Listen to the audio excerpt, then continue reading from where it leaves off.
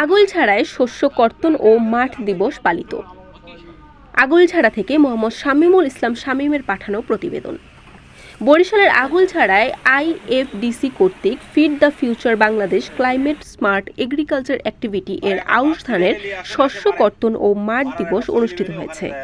আজ বৃহস্পতিবার দুপুরে উপজেলার গৈলা গ্রামে ইউএসএআইডি এর অর্থায়নে কৃষি সম্প্রসারণ অধিদপ্তরের সহযোগিতায় এই মাঠ দিবস অনুষ্ঠিত হয়।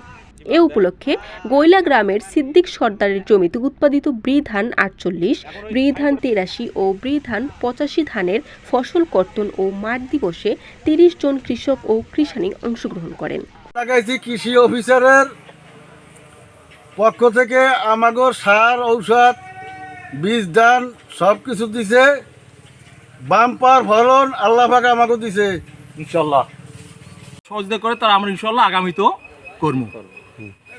কৃষক সিদ্দিক সর্দারের সভাপতিত্বে শস্য কর্তন ও মাঠ দিবস উপলক্ষে আলোচনা সভায় বক্তব্য রাখেন উপজেলা কৃষি কর্মকর্তা পীযূষ রায়, উপসহকারী কৃষি কর্মকর্তা জাফর ইকবাল, আইএফডিসির জেলা কর্মকর্তা নাজমুল হক, ফিল্ড সমন্বয়কারী শফিকুল ইসলাম, কৃষক হান্নান সর্দার, মোতলেব সর্দার, দুলাল সর্দার, লাবলু সর্দার, লাল মিয়া সর্দার, মোশারেফ মোল্লা, আজগর সর্দার সহ প্রমুখ। উপজেলা কৃষি কর্মকর্তা পীযূষ রায় জানান, এবার উপজেলার গৈলা, পূর্ব সুজনকাঠি ও উত্তর সিহিপাশা গ্রামে 5 একর জমিতে আউশ ধানের আবাদ করা হয়েছে।